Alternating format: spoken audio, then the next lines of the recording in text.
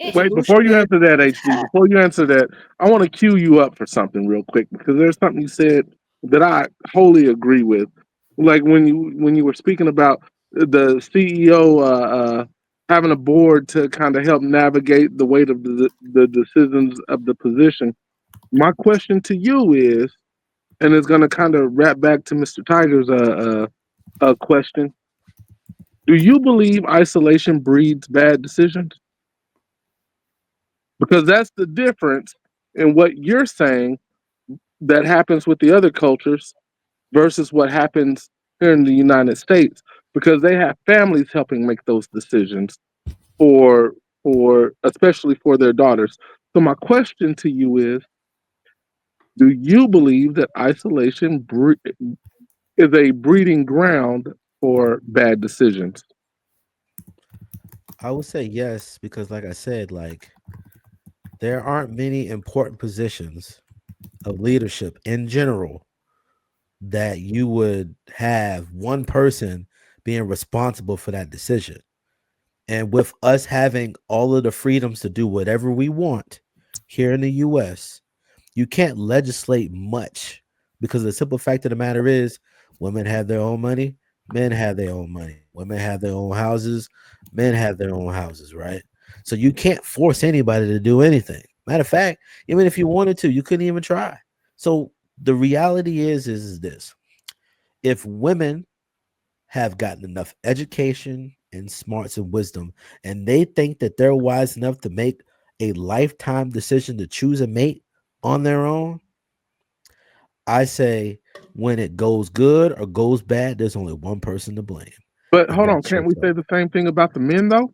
Absolutely. Okay, That's what I I'm just want to make saying. sure that we're That square if across the we're, board on that one. Then but also that's what I'm saying. Like, I think it's wise that men should choose a woman that he thinks is wise enough to actually give him some sort of counsel, right? But there's just that counsel.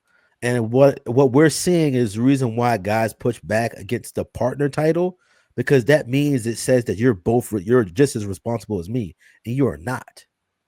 And for us to continue to approach relationships with the wrong idea, even what marriage is, just to even some people will say, just the fact that you're calling me a partner when I'm a husband and you're a wife is disrespectful, because you might be coming to the idea of partnership is an idea.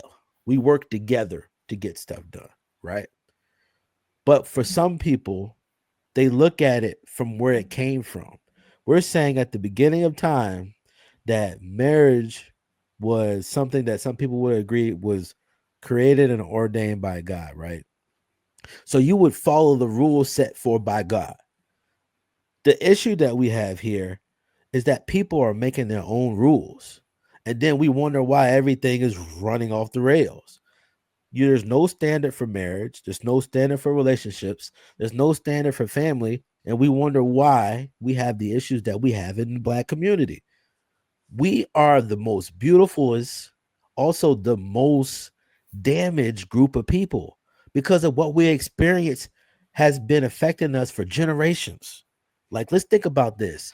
I used to think that there wasn't much credence to people saying that, hey, slavery really has a hold on us even to this day, right?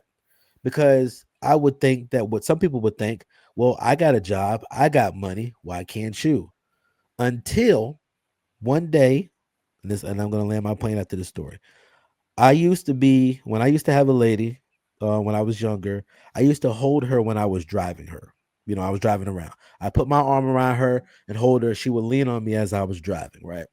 I ain't never seen a single man do that ever in life, ever, right? So I thought that I was an original and that I was special and that I'd never seen nobody do that. So I bring this up to my mom one day. I'm just randomly talking and she hears me. She said, "You not special. Your dad used to do that all the time." Mind you, I've never seen my father do that. Not one bit. Never seen it. So then I thought to myself, crap, maybe there is some credence that if I could do something that I'd never seen done before, right? Is it possible that the stuff that was experienced for hundreds of years, could it be possible that there still can be some residual effects in the bloodline from that stuff? Unequally yoked has nothing to do with your education. It does. You can be well rounded and still the money would and still the money wouldn't be the issue. Hold on, real quick, real quick, Miss Shan. Mhm. Mistaken. Why do you say it does? Because what I'm referring to is things that are um grounded. There's a certain level of expectation or understanding that you have when people are educated. Now, like I said, education doesn't have to be formal. It's about the mindset of learning, acquiring knowledge, questioning things, and seeking answers. To me, that's what education is. You know, a lot of brothers that go to jail, they come out better than they are in terms of knowing things because they're in jail, it's nothing to do, and they read. So now they come out more educated than they were when they went in. I don't want people to think that when I'm saying educated, I only mean formal education. That's all I was trying to get clarity. You threw it out there like, bruh, you ain't even listening. And let me just say this too for the people who did not go to college.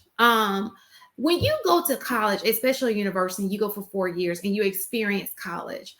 Um, you say college is 100%.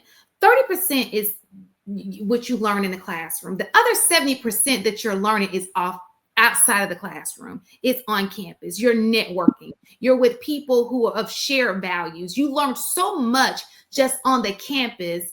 You learn so much more on the campus than you do necessarily in the classroom. Does that make sense? It's just it's the way you walk, it's how you carry yourself, your decorum, how you present yourself to the world.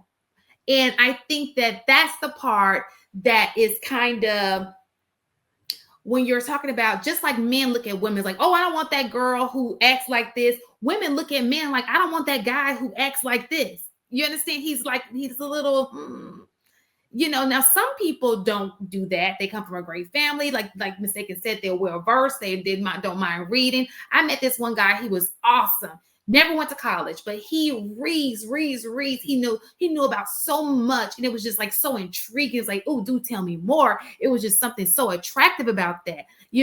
So no, you don't have to go to a university to get these things, right? But understand, just like y'all look at women who don't go to college, we look at men the same way.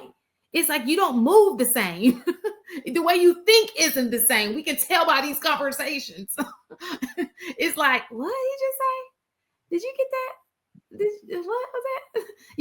And it's kind of hard to follow that because we don't even think the same. You may be right to somebody, but it's hard to follow somebody because I think that women do want to follow their man. I tell you one thing, there are men out here who are really, really smart, and I promise you that it's women that ain't challenging them if they on top of their stuff. It's men out here ain't being challenged by women because they that, you understand what I'm saying? Like she knows that he is And I ain't gonna down. Women like the challenge too, in terms of like banter, or if I'm challenging you and you're challenging me, making me better. Like with my husband, like one thing I can say, Learn from him. he's a very intelligent person. And I love being able to come to him with something like, we can be talking about something like this. And I'm like going in on my point, and he'll say something and have me think about something from a whole different perspective that I didn't even like consider. And then that changes the dynamic of the way that the conversation may go. So those are things that I'm talking about. And again, I'm not saying a formal education is going to be, you know, for another man that would be able to do that, right? If they are well read, if they watch the news, if they have interest in things, there's always something that we can kind of have a conversation about and I can learn from, and vice versa. I think part of the issue with men, and I don't know again if it's all men or black men, is that they come in a situation believing that in order for them to lead and in order for them to be the head, that they have to know all and be all. And that's not the case. And part of that mindset is it closes you off to value what the other person is bringing to the table, where they may be able to coach you up or improve areas in your life and where there's deficits. But because you come in a situation believing that because you're the head and you're the man, that she's only supposed to be submissive and just listen to what you say, it doesn't make a fulfilling relationship at all. Yeah, I think that's hyper masculinity, and it leaves no room for anyone else to share the podium or the stage. And So, Okay, yeah, so I'm sorry. I didn't want to derail, but a mistaken, I think, made some valid points. How does that align with the way you view equally yoked? If we're going to wrap this in a bow before we move on, how do we even get on equally yoked? I asked HD to elaborate a little bit, or I mean, we could change it to whatever word you want. We could say alignment. I mean, there. How do I liken that? I think it's about seeing the value in the person in terms of what it is. And some of it is not just about the other person, it's about doing self-evaluation as well. Actually, I think that's first and primary, because if you self-evaluate, then you will be better able to see what it is that you need and want from a partner. So it starts with first. So with the being equally yoked is after you do that self-evaluation, then you seek the other person that's going to meet those needs. So y'all can walk in the same, move in the same direction towards whatever the purpose is. Y'all purposes should also align. You know what I'm saying? So that's what it's really about. Okay, I just wanted to go ahead and wrap that in a bow. I had a feeling of what you would say, but I know you didn't get to finish that statement about the equally yoked, so I wanted to give you that space, because it sounded like it was meshing. You were talking about the education versus non-educated, and you just kind of I thought you did a good job of surmising it. So I wanted to wrap it up. That was all. I'm sorry, Cam. Didn't mean to derail. Real fast. Let's take equal, whatever you want to call it. It's just people who have like minds. It's whether I think this way, you think this way. I think this, you think this way, you think. It's just like minds, whether it's educated, uneducated, whatever. You want to be with people who think like you do, at least on your ideas when it comes to values, what you value in life, your goals, your purpose, your vision. You want people who think like you. If you're an overly ambitious person and your mate is not, that may be a conflict. If you're into traveling and your mate is not, that may be conflict. So